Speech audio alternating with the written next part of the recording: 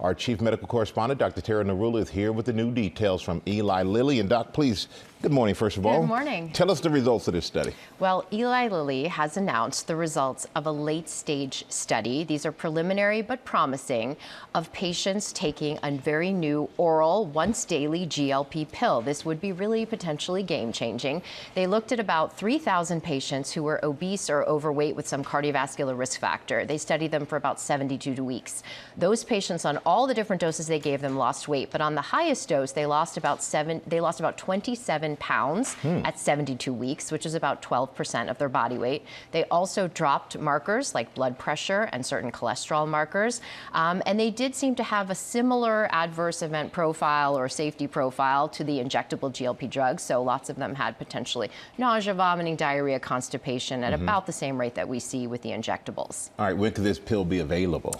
Well, Eli Lilly says they are going to submit for approval by the end of the year. They are prepared to roll this out globally. The full results will be presented next month, so we'll get to hear a little bit more about the details of the study.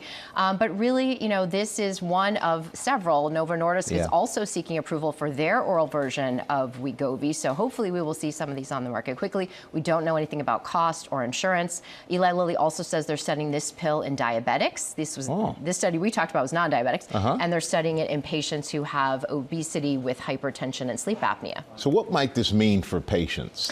Well, I can tell you I have a lot of patients who say, I don't want to use an injection. I don't want to deal with refrigerating the medication, and I think they would be much more likely to take a pill. Clearly, it would be less expensive to make, so more accessible globally and in our country to a lot of people who may not be able to afford it. It also opens the door for people who say, I may not want to take an injection for the rest of my life, but they lose weight on the injections, and then they decide to transition to an oral pill. And as we learn, Michael, more about all of the benefits of these drugs that we're seeing, kidney dysfunction, potentially cognitive deficits and improvement in cognitive issues, fatty liver. There's just so many things we're learning that these drugs can do. Clearly, having a pill is going to be much more beneficial for the widespread implications of what this could be a drug game can do. changer. Absolutely. All right. Thank you so much, Doc.